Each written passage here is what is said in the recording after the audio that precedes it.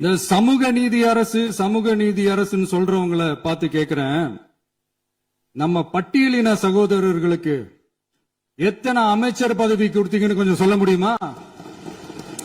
ஆனா நம்மளுடைய அரசுல 8 அமைச்சர் பதவிகள் யாருக்கு? நம்ம பட்டியலின சகோதரர்களுக்கு. எல்லாம் நம்ம அண்ணன், நம்ம தம்பி, நம்ம தங்கச்சிங்க.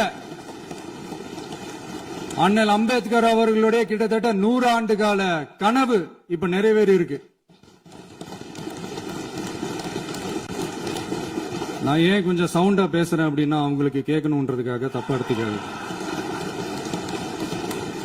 அதே மாதிரி பெண்களோட பாதுகாவலர் நாங்க தான் அப்படின்னு சொல்லிக்கிறவங்களை கேட்கிறேன், எத்தனை பெண்களுக்கு அமைச்சர் பதவியில இடம் கொடுத்தீங்க கொஞ்சம் சொல்ல முடியுமா? எங்க அரசுல 4 சகோதரிகளுக்கு அமைச்சர் பதவி கொடுத்திருக்கிறோம்.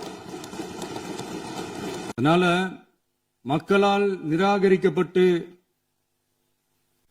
மக்களால் அகற்றப்பட்டவங்களுக்கு ஒண்ணு சொல்லிக்கிறோம், தப்பே செய்ய மாட்டோம், ஊழலே செய்ய மாட்டோம், நேர்மையா தான் இருப்போம், நியாயமா தான் இருப்போம் அப்படின்னு சொல்றவங்களால மட்டும்தான் கூட்டணி ஆட்சி அமைக்க முன்வரும்.